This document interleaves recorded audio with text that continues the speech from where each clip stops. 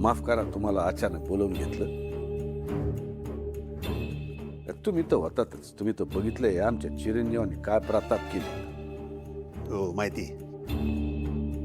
पण शत्रू असं वागलं असं वाटलं नव्हतं बरं का डॅडी. तेच तर होतंय ना, आपल्याला जे वाटत नाही ते पोरं करून मोकळे वाटतात. तर आम्ही त्याची चामडी सोलून काढली असती, पण काय करता, गरम रक्ते. आपणच समजून घेतलं पाहिजे ना. आणि मी म्हणतो चूक कोणाकडनं होत नाही. आता पोरग मांडीवर मुतलं तर आपण काय मांडी कापून टाकतो का? साफच करतो ना.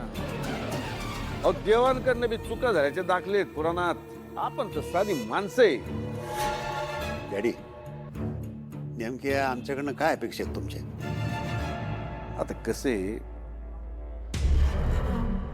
तुम्ही आमच्या जावई बापूच्या जवळची माणसं, तसे आम्ही बी जवळचेच म्हणा. पण आमच्या चिरंजीवांनी आता आम्हाला त्यांच्या पुढं वरायच्या लायकीचं ठेवलं नाही. कोणतरी त्यांना समजवलं पाहिजे का नाही? कसे उसवलं का शिवायचं असतं, आणखी फाडत बसायचं नसतं. हे तुमच्यासारख्या वडीलधाऱ्यांनी त्याला समजवलं पाहिजे.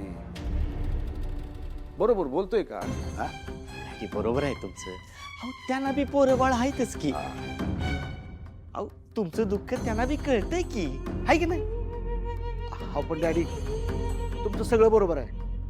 पण आता दुसरं काय असतं तर आम्ही 100% बोललो असतो बघा. अहो, पण शत्रूनं डायरेक्ट तेजूवर हात उचललाय हो. आता सूर्याला कुठल्या तोंडाने मी सांगू की तेजूला नांदायला पाठवून दे म्हणून? हे म्हणजे बलीपुरगी हिरी ढकलून दे हे म्हणण्यासारखं झालं का नाही? तुम्ही सांगा आता.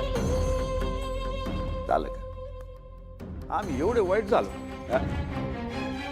म्हणजे या गावाच्या भल्यासाठी आम्ही दिवस बघितला नाही, रात्र बघितली नाही, तब्येत बघितली नाही, वेळ बघितला नाही, काळ बघितला नाही. आणि आज असं आमचं झाल्यावर सगळे नुसते बघतायत. हे मिटवायला कुणी बी पुढं ये ना. हे बघून लय त्रास होतो, लय त्रास होतो. असो, चांगल्या माणसाचं कोण नसतं तेच खरे. चुकलं आमचं, तुम्हाला त्रास दिला, माफ करा. अहो डॅडी, तुम्ही कशाला माफी मागताय?